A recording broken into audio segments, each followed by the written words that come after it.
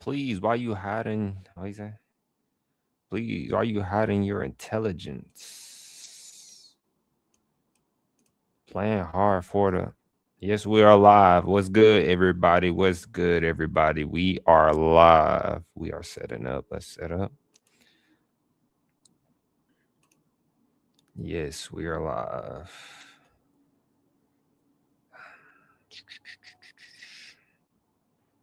Perfect. Cat Williams partners with Miles College. Let's get a disclaimer up there. Now we got to do the disclaimer before we get started. And we should be on LinkedIn starting as well. Probably should check that as well before I even said disclaimer.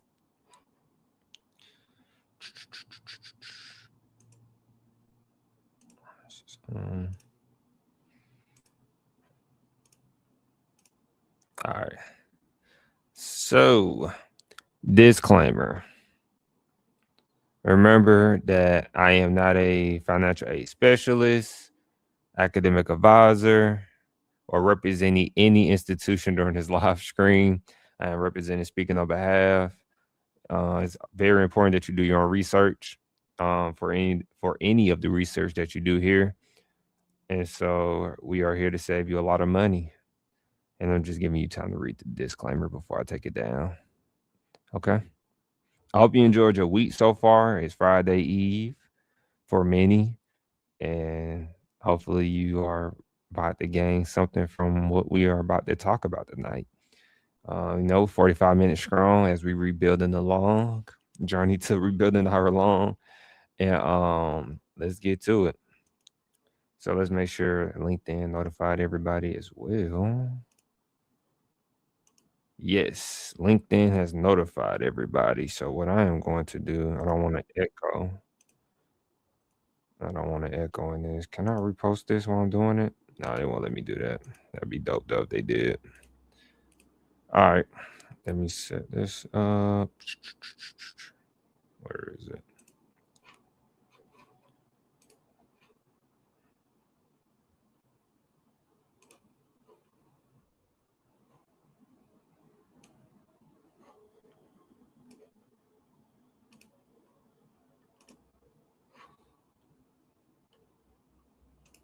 So this is a video that I am about to share with you all right quick if you are up at this moment. All right. This is a video of Cat Williams partnering with Miles College. I don't really know the details, so I'm gonna pull the details up while the video is doing its thing. And so it's about him partnering. Let me get some context first before I just play this video and people be wondering what am I playing. So Miles College. I like to get the information straight off the school website. And I don't think Miles College posted it. Which is hilarious. Miles College. They probably did. Let me see. I'm on their school website. They probably getting all kinds of information about this. Wow, there's nothing about that popping up, actually. Okay. So on the AI overview, though, it says Cat Williams is partnering with Miles College to launch a new scholarship focus new scholarship focus on artificial intelligence in augmented reality. If I said that right. AR technologies, this initiative aims to help students stay ahead of the learning curve in emerging tech fields. So I'm going to play that clip for us, of course, my good people. Oh, not yet. That's advertisement. Oops, y'all can do that. Can't see that yet.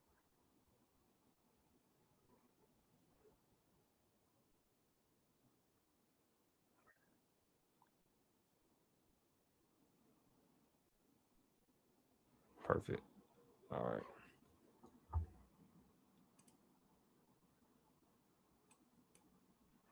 Let's do it. Here we go.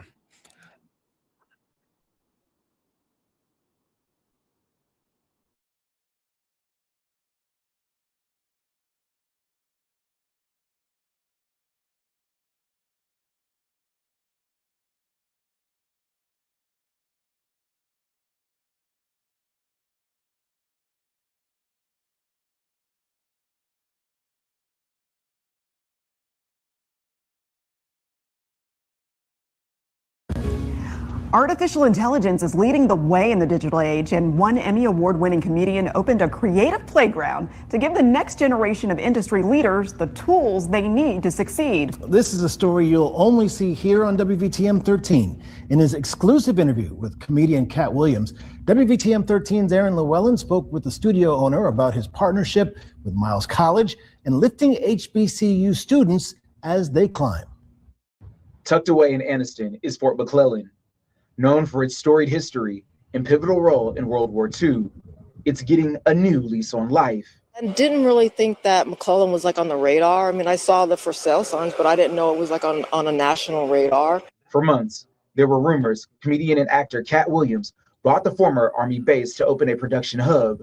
Mi casa, su casa. In an exclusive interview, Williams said the state of Alabama offers the prime location to set up shop for the movie business. He says artificial intelligence technology could keep expensive work like animation and visual effects local. We had to go to another foreign country and give them millions of dollars. Instead of that, we have the ability to create all of that using qualified people of colors. Inspired by the legacy of the Chitlin Circuit, a network of venues across the South that helped launch the iconic careers of James Brown, Aretha Franklin, and B.B. King, KATT Movie Works is on the verge of opening its doors and making way for a new era of trailblazers to take over the reimagined space. We've signed an agreement, an MOU, that our students will have the opportunity to participate in learning about AI and AR. Back in October, Williams and Miles College president Bobby Knight announced a partnership during the college's homecoming. For Knight, opening up the students to a world of possibilities is part of setting them up for success even after graduation, with internship opportunities exclusively for Miles students. There are a lot of jobs right now that in 5 years won't be in existence because of AR and AI. And we want to make sure that our students are equipped with the tools they need to operate in that world. KATT Movie Works is working to be at the forefront of cutting-edge technology, with plans to use AI in small indie films or even major studio projects. The former military base offers 2 fully equipped state-of-the-art sound stages built for virtual production, computer-generated imagery, and immersive sets. Most of the entities that are in the movie making business had to fear AI because of what that means. But fortunately, we were able to lean into instead of leaning against. And right now, it's unclear how many jobs the studio will bring to the city of Anniston. But Williams says he and his team are doing what some studios are not, creating more opportunities for people in the business. At the end of the day, it's making for better movies, better production. Everything is just better. So we're able to use it without cutting down the workforce. We're able to do it the other ways. And that's creating excitement for longtime Anniston residents like Doretha Walker. You saw what Tyler Perry did in Atlanta, so if we can have anything remotely like that here and bring in jobs, just to revitalize the economy would be great. Walker hopes revitalizing the base will be an investment in Anniston. And Williams says it starts with an opportunity for up-and-coming diverse voices.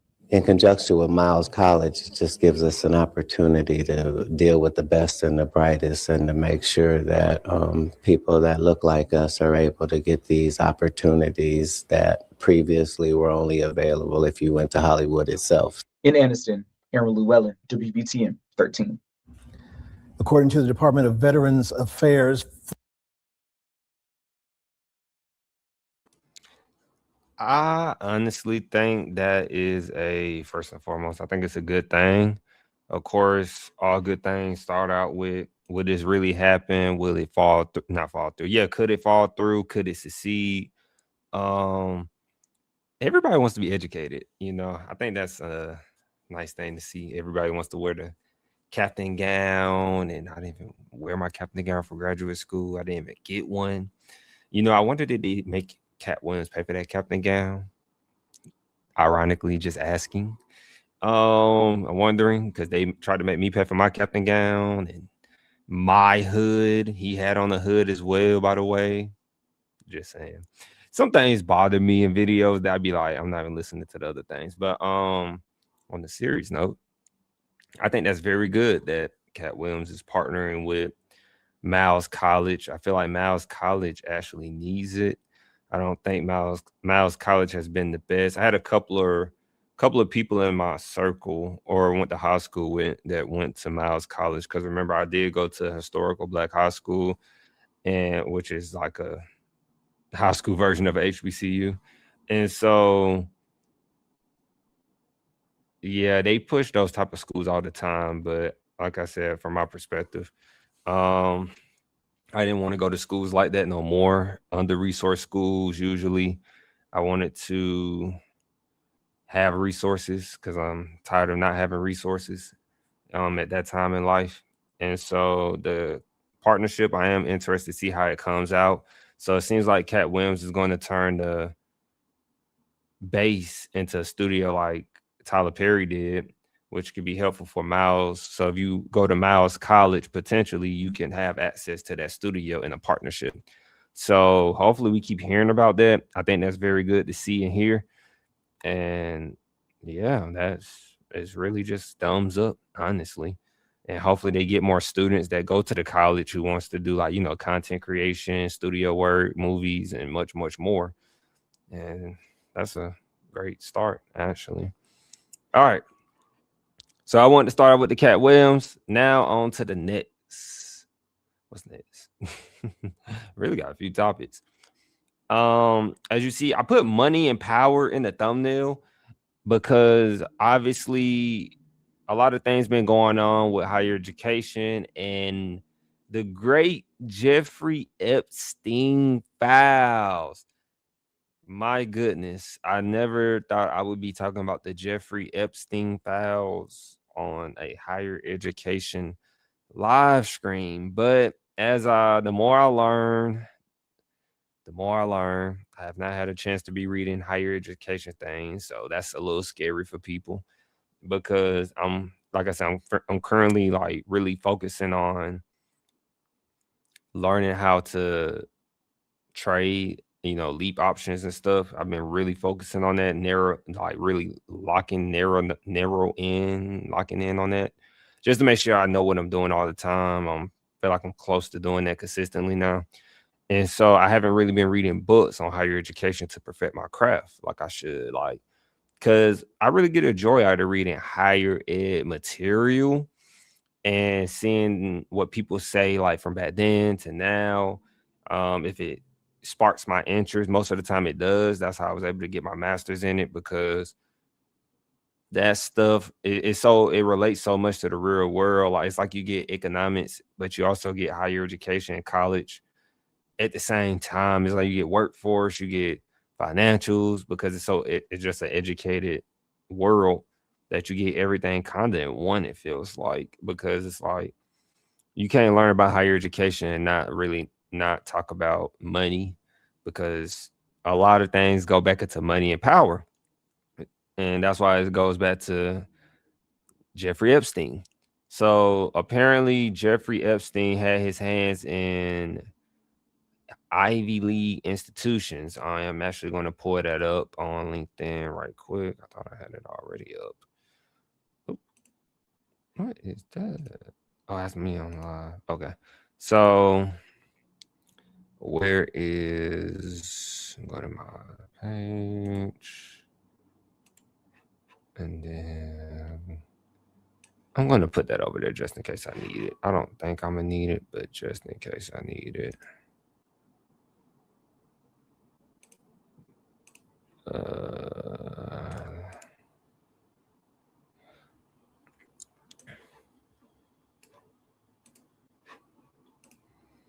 Let me see. Where is it? just in case if we need sound, so we don't have to take it away. All right. So according to the according to the Wall Street Journal, if you are familiar with the Wall Street Journal, like I said, everything ties into higher education, which is college, but everything ties into money, then everything ties into power. It's like it's like money, it's like education, money, power, or power, money, education, or money, education, power. Everything always ties into colleges, and I really hope everybody sees the bigger picture. This is why I don't want you getting upset about why you didn't get into your dream school fresh out of high school. This just builds on my political and institutional theoretical framework that I learned in grad school. Shout out to grad school. I'm always gonna shout grad school out if I can. I'm gonna grab my switch. And so I just don't want kids being upset, getting depressed, or any mental illness from not getting into their dream college, because I know everybody has a dream college. I didn't have a dream college, but I had like dreams of things, coming out of high school at some point during high school. So I understand how that can be. But if you really learn and just listen and follow us, you'll learn that sometimes you're playing a rigged game when it comes to college. So Jeffrey Epstein never earned a college degree, let alone one from a fancy Ivy League university. Yet some of Epstein's deepest ties with America's most distinguished academics cultivated over years through financial support, shared interests, and hospitality at his glittering properties. Those relationships are now imploding careers at elite universities, as millions of Epstein-related documents released by the Justice Department show how the late sex offender stretched his tentacles deep into academia. And yeah, like he never got a college degree, but we already know more people should know way more than me about this Jeffrey Epstein stuff, that the crazy things I've been hearing. I won't say, of course, but the fact that he had his, you can say, like, tentacles or arms into Ivies, and that people are losing their jobs left and right, says a lot. Imagine if you wanted to go to Ivy League. I believe Harvard was on the list. Did I save that post? Somebody just made a post about the Jeffrey Epstein. Actually, I go to College Education. That's what I'm going to go to. And so let me see if this article is going to let us read a little bit. I know it's not going to be free, but let's see. Wall Street Journal is never free. So obviously he has on, is that Harvard? He has Harvard on, for example, right there. And I did read an article one time. I was on LinkedIn just on my phone, and they said he had access to classrooms when he he went on the campus. He had access to like classrooms, offices at his free will, because he, I guess, donated so much money. He promised young ladies, minors, don't get me gone, I don't know much about it, but ladies, minors, that they would get to go to college, pay for their college. I'm assuming he knew people that can help get them into these schools, even though they probably didn't meet the requirements. Crazy things. And once again, hook of this all, don't get mad if you don't get into your dream school, because you have to understand that politics play a major role in it. You can be the best student sometimes, guys. You can be the best fitted student for the school, but sometimes you're just not going to get in.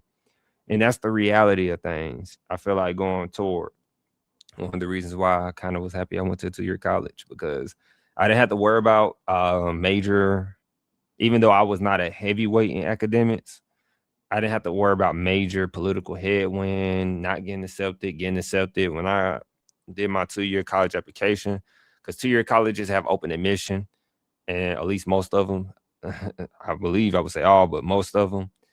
And you just get into your 2-year college and go do your thing, knock out your gen eds. Now, after my 2-year, I was trying to find a university that was going to give me a good return on investment, because I wanted to see what university was going to set me up with jobs. And excuse me, y'all, when I start talking that long, get working, I get to burping. I'm sorry, that kind of flow like that. And so I wanted to find a university. I know I talk about it sometimes, like Valdosta State, because I'm in Georgia. Valdosta State University, shout out to them, because they played a big part in me getting a debt-free degree. And so I wanted to make sure I was going to a school that had good connections. Like when I went, if I would have went back to my hometown city, I would have had jobs pretty good because Valdosta has a good reputation.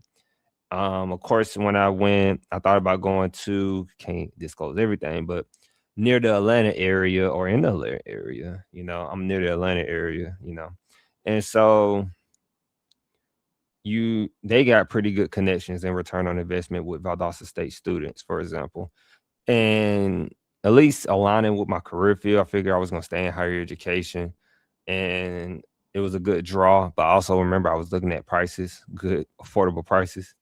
And so as we keep going to the Jeffrey Epstein, so right here it says Epstein used his fortune to infiltrate America's most prestigious universities. We read that already, and it's not free. All right. As always, nothing is ever free.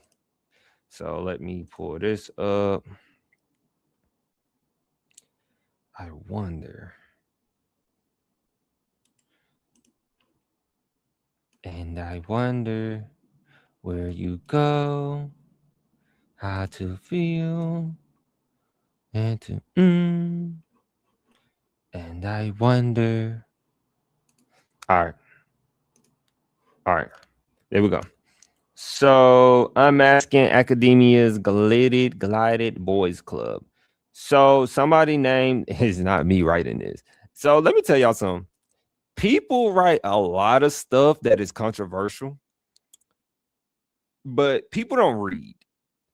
And if you say it on video, though, it's going to be a major headwind because it's on video.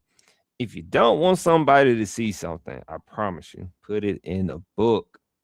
That is forever going to age well. Like, if you don't want somebody to know something, put it in a book. Like, just put it in the book.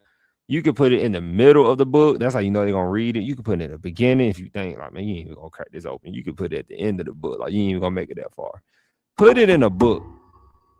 Because I don't be writing this stuff. I just go and get the article and show it to you all. We break it down to our best ability.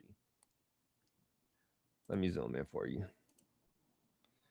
That's pretty good right there. So, I like to read the top paragraph, switching up the flow because the long is getting better. We have not hit the 45-minute mark, and we're doing pretty good. So, did I already read the title? Yes. The Epstein files reveal an elite, chummy, and Venal, if I said it right, Venal scholarly network. So, within a trove of millions of pages of documents related to Jeffrey Epstein, a notorious sex offender whose wealth and connections prove alluring to academics in search of money, women in higher education are seeing evidence that supports a story they know all too well. So, money, like I said, in college, higher education is money, education, power. Kind of related to, it's like MEP. ME had to come up with some initials for that. Money, education, power, or whatever three, however you want to make it in order. But money gonna come first because money talking higher education. If them presidents need that money, if they got sense, if your president got sense or whoever is dealing with the donorship and the money, if they got sense, they will know that all money is not good money to protect the school's reputation. Colleges I don't know if Ivy Leagues are going to feel the hit of this. Some people might say, I don't care about this happening. Some people should start thinking, though, like, is my kid going to be safe at your institution? Because this guy was on the campus multiple times and they knew he was a sex offender. So I'm just saying, I see him wearing Harvard. I don't think I want my legacy child to go to Harvard now, for instance, because I see that you're accepting money over everything, which is highly dangerous, very dangerous. And so, you got to have some morals and values, something I learned in the military. You just got to have morals and values on things, learn how to stay in your lane, mind your business. Because, like, this really ain't my business, but it's related to higher education. So now it's infiltrating, essentially. So it says, across the years of email coordinates with Epstein, who died by suicide in 2019, please don't comment. I know you have your theoretical conspiracies. A privileged Scratchum, if I said it right, of academics, sounds like a privilege of a lot of academics, appeared to overlook the finances criminality, buttering him up to support their pet projects, and at times describing women in objectifying terms. So when they say those pet projects, like schools like to run experiments, schools need money constantly to do research, development, test things, and da. And as we know already, universities are broke. Universities are broke. As I said, if you work at a university, I got a lot of people in my network and colleagues who work at universities, and I tell them, you got to watch out because universities are rapidly firing and shrinking. Because if you depending on what university you're at, you could be in trouble. Because which we're going to speak on a little bit too. Speaking on behalf, is that the Trump administration is trying to sell. They're trying to sell off the $1.7 trillion of student loans. Apparently, I don't know how true that is. No, it's true. I don't know if it's going to happen. Let me say that. A lot more stories I wish I can cover, guys. Got to cover, but 45 minutes got to be my limit because your boy started feeling like he worked out at the talking, which is crazy. And so as we keep going, I'm going to skip through some things. If you see some things that interest you, you can be reading through this as I scroll through. It said Epstein files offer a stunningly granular depiction of academia's one percenters, a loose cartier, if I said it right, of hyper-connected public-facing thought leaders who have leveraged their access to money and power to build expensive personal brands, shaping the broader culture as much as their own disciplines. But the files are as much about who is left out of this glittered enclave as who is within it. I'm sorry, I gotta look this word up. When I see a word multiple times, I gotta Google it. I got to. Y'all see my stuff at the top? Yes, I know. I'm very human. Glided. Gilded. Covered thinly with gold leaf or gold paint. Wealthy or privileged. Gilded. Is it gilded? Gilded. So, but the files are as much as who is left out of this gilded enclave as who is within it. So, in an odd way, it is validating to see how this exclusive corner of academia operates, said Danigal G. Young. I'm gonna call him G. Young, a professor of communication and political science at the University of Delaware. What Young has long believed about the has and the has-nots of academia comes through in these documents, she said. The correspondence reveals a system, she said, that determines who gets to be a smart person, not because of their brain, but because of their money they have been given. This is why I say we need to go to two-year colleges and bridge to 4 years. They couldn't put that more perfect than me. They put that so perfect, I don't even want to phrase it. The schools determined that, look, you're smart. You got the money. You think about all these, I guess, celebrity kids or famous kids, whatever. And you ever think like I'm not gonna lie, some professors told me that, like from community college, university, grad school, like Ivy Leagues for most of the case are just consisted of like wealthy kids. No offense. Like you're going to, if you go to Ivy League, you're probably going to meet like a Fortune 500 CEO, president, board member, whatever kid who's next in line to get the company probably. And that's not, I don't know, like hating or conspiracy. That's a fact. You can go talk to, if you really just go DM anybody who go to Ivy League, they'll probably be like, hey, what your peers like in one of your classes to your left and your right, what they family background wealth look like. And they'll be like, oh man, they'll tell you, but it's like really just normalized. And so you have to understand that, hey, if you really ain't, like, that's why I said, like, you can take money out and go to these big schools if you want, but you're just going to be like the majority of the 1.7 trillion people who are complaining about not making enough. And you can't go to college the traditional way no more. It's a very unpopular opinion and fact of mine. I would say it's a fact, because I know for sure if you stay on campus, get a meal plan on top of your tuition, go to school your first year or first 2 years, that you're going to be in student loan debt probably by your next semester. But I'm gonna give you grace and say by your sophomore year in college. One of the reasons why I always say start a 2-year bridge to a 4-year under articulation agreement. Please like and subscribe. And one day you'll get some respect. I love that we're building a road, because when we build a road, we can constantly drive on the road up and down, until other people come. Then that's when we lead the game. Because we can't, like J. Cole say, the fall off is inevitable, So we starting something, and then eventually we got to let somebody else just take it. That's just how the game goes. Stay ahead, stay on your feet, stay on your pivot. And so as we keep going, they saying that pouring over the emails, Young was struck by a feeling of confirmation that sense that you are not in the club was real. In their unvarnished communications with Epstein, professors laid bare what Young sees as proof of an old click. Let me see. Or cliche. No telling. Cliche. So sees as proof of an old cliche. It's not what you know, it's who you know.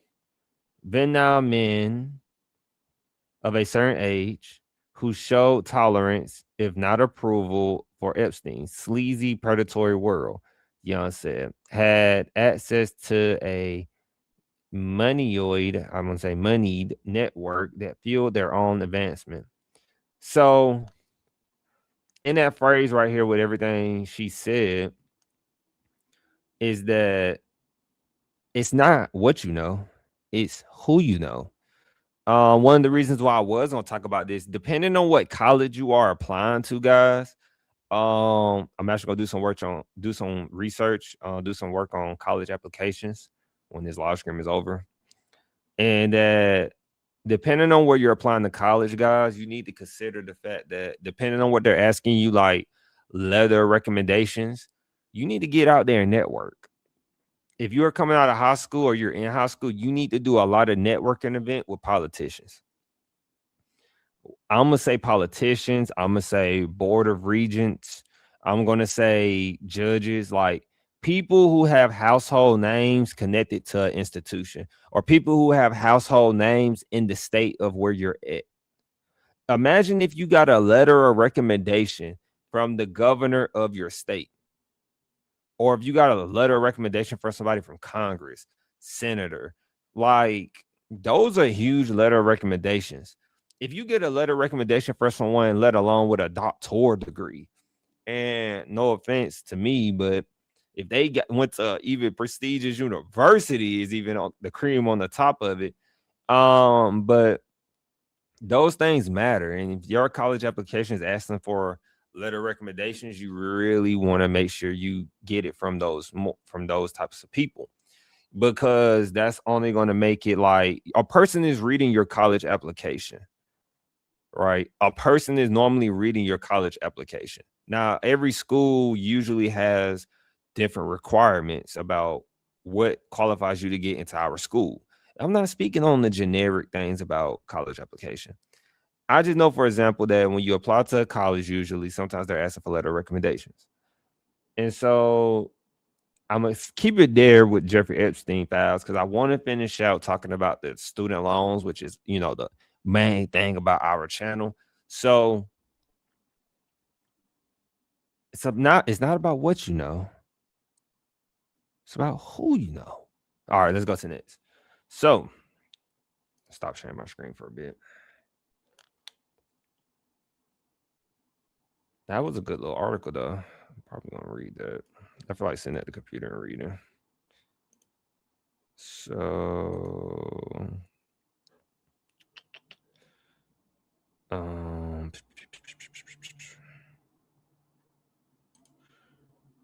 where? Oh, it's in my email.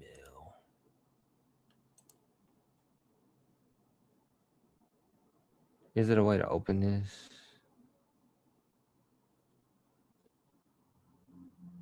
Probably not. So I'm going to read this first while I'm on the big screen right now.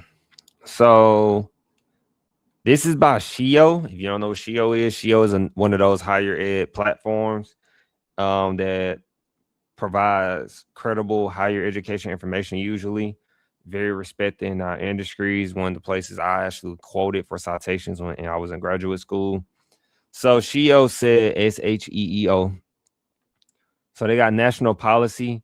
I'm going to shout out some state policies first. They should do state policy and national policy, but I get why they did national. But state policy for my people in Georgia, For my people in Georgia, lawmakers restore full $325 million for need-based college aid program with a boost from Kemp. That's a headline for state policy. That was by the Georgia Recorder. Illinois, Capitol Briefs. So University of I think that's University of Illinois. Still concerned about higher ed funding overhaul proposal. That's in Illinois. You got MS. Who is MS? I don't know if that's Mississippi. Excuse me. I hit the chest. And so lawmakers, I think Mississippi, I'm just going to say MS for the state. I really think that's Mississippi, but MS, lawmakers no longer exploring college performance-based funding, financial literacy this session. Let me click on it and see. Is it Mississippi? It says Magnolia, if I said it right. Let me see. They're talking about NIL. Yeah, Mississippi. I just want to make sure because I know MS. So Mississippi, lawmakers no longer exploring college performance-based funding, financial literacy this session. North Carolina, UNC Board of Governors poised to increase tuition despite pushback from prominent conservative. So North Carolina is looking to increase the tuition, increase your tuition. Might have to cover that real quick too. NH, what is NH? That's a state, but what's NH? Some people gonna be in here getting me. Well, you don't know what NH is? I'm like, no, I don't. Y'all gonna say it? I don't know what state is NH. What is NH? Is that New Hampshire? It's probably New Hampshire. Let me see.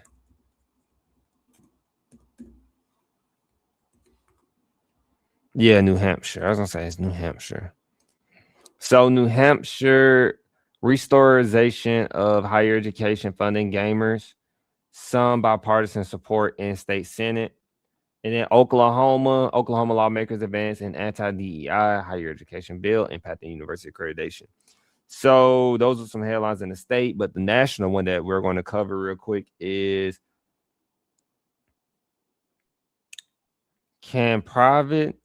no, that's not that one. Why the education department wants to sell off the student loan portfolio. And I already have that up.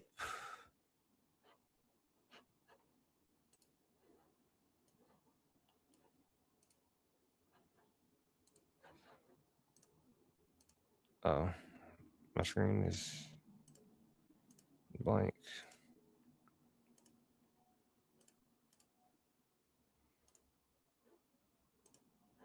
So it says why the education department wants to sell off the student loan portfolio. This is Sophia Bailey.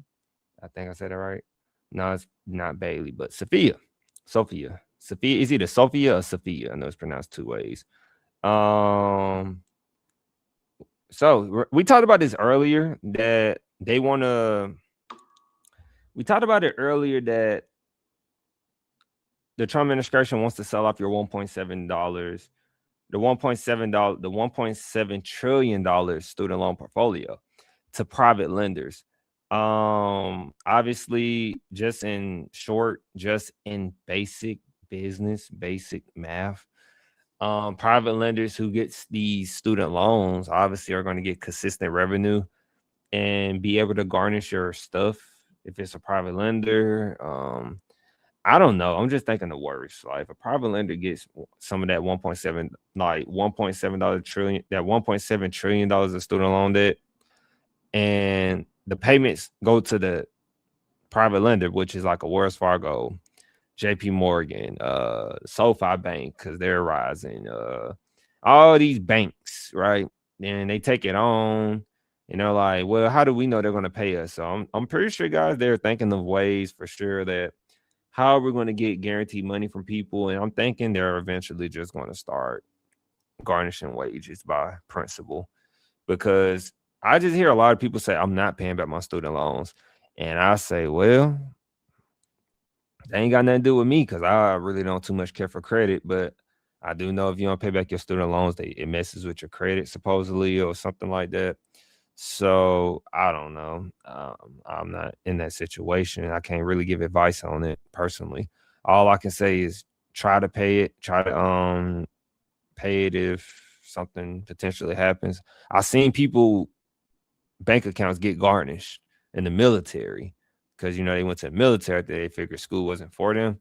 And when they got that first, at the basic and tech school, they hit them for, hey, we taking your money. Yeah, you owe us. It's crazy.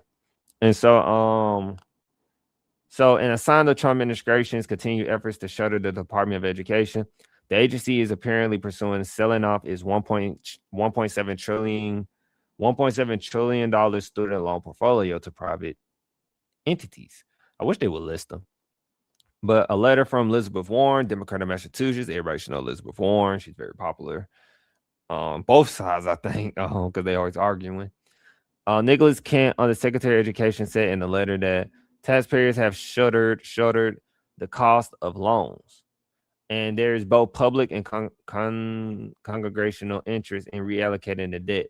The correspondence came in response to Warren's concerns over privatizing student loans, which she and her Democratic colleagues argue would result in the loss of borrowers' previously established protections.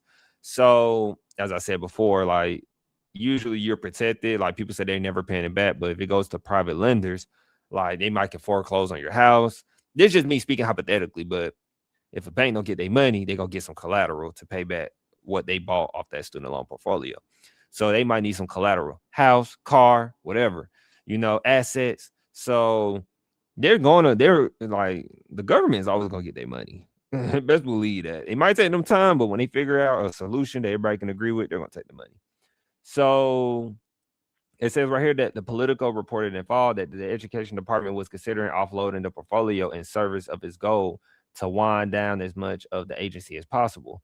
Little is known about how the department might execute such a sale. Policy experts say in the process would involve legal maneuvers and potentially Congress. So federal control of student loans takes a weight off higher ed shoulders. Often providing consistent tuition revenue with low credit risk to the institution. Reallocating that control to private owners could impose stricter lending standards on colleges, which could in turn push potential students from enrollment. Remember, some people are theorizing, theoretically speaking, that they're trying to make it harder for you to go to college and get an education. That's what a lot of people are saying. And frankly, that's what it does sound like reading from this person who wrote this, Sophia. That's what they're saying. And I follow him. He just made a post, Preston Cooper. But right here, Preston Cooper, a senior fellow at the right-leaning American Enterprise Institute. I'm not gonna lie, some things I agree with Preston Cooper. Some things make sense what he says. That's why I say I'm like really independent, because Democrats say some things that's good. Republicans say some things that are good. But honestly, I have such a really different view of going to college that I can't pick a side personally. and that he be having some good stuff. I follow him on LinkedIn, Preston Cooper. He cautioned that there is a major distinction between selling the outstanding portfolio and completely privatizing the system. Fully privatizing the student loan system would require congregational action, Cooper wrote in an email, because the legislative branch sets the terms of new loans, including limits, interest rates, and student eligibility. Selling what already exists is more feasible and puts some distance between educational oversight and the federal government, he said. It's unclear, it's in quotation, unclear whether this would change the terms of outstanding loans, Cooper said. Students enter a contractual agreement with the federal government when they take on loans, said Eileen Connor, executive director of the project on predatory student lending, an advocacy group that has sued the education department on behalf of students. Concurrently, the government undertakes the responsibility of managing, servicing, and collecting those loans. It's difficult to discern how this agreement could change if ownership of the debt shifted to the private sector. I do not think that the rights of the students can be impaired because of the sale, and so all of those things would still have to be honored in the terms of how it would affect institutions, Connor said. But a sale will only affect the student debt. But a sale will only affect student debt that has already been issued, not new loans. Under no circumstances would this idea affect how new loans are originated or the terms attached to those loans, Cooper added. Current and future students will still be allowed to borrow under the rules Congress has set out. It says right here, interest in selling the student loan portfolio would be a joint effort between blah, blah, blah. Let's see as we keep going. One leading issue is convincing private entities to strike a deal. As the repayment rates are low, also private buyers do not have the same tools of collection as the United States government, including offsetting wages or handling tax refunds. The United States government can act as a debt collector in a way that private owners can't, Connor added. The value of the loans is also uncertain. The portfolio will likely be worth less to a private company. Yeah, I was thinking that.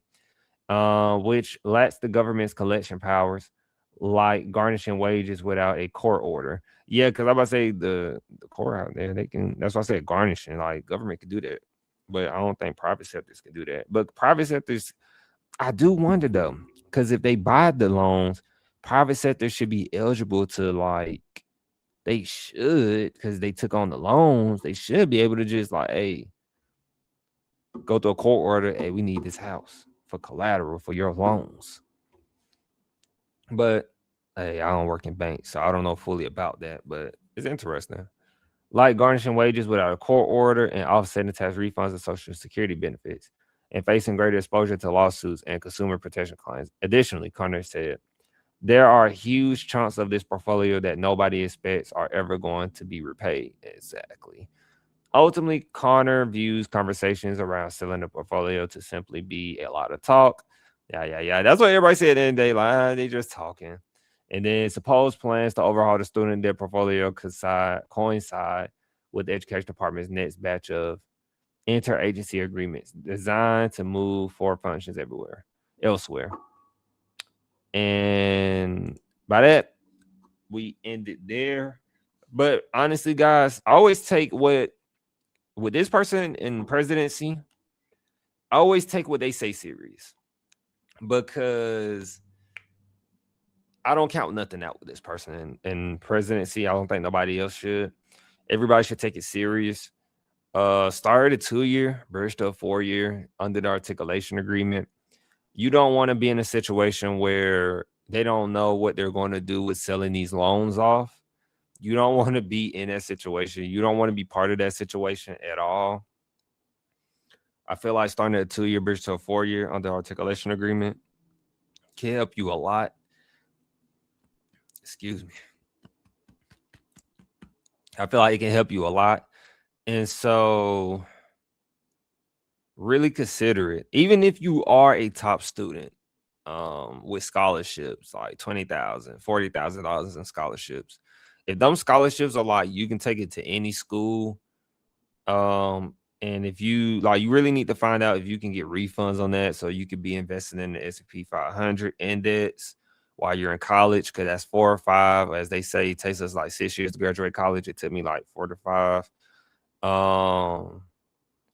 Really, plus graduate school. So you think about it, that's like 7 to 8 years of you being in college, and that's 8 years of your money investing in the index, while you're constantly just putting money there. Not definitely disclaimer, not a financial advisor, but I'm pretty sure if you talk to a financial advisor, they'll give you the game and say, look, S&P 500 index, especially when the market goes down and crashes, if you just learn that little bit of information, can help you out so much. And so I really think you should consider that 2-year to 4-year, especially if you're worrying about the cost of college, because that's the whole point of this channel. So I will see you guys again tomorrow, back to back, going back to back. And enjoy your Friday Eve. Enjoy your Friday. And peace, chicken grease.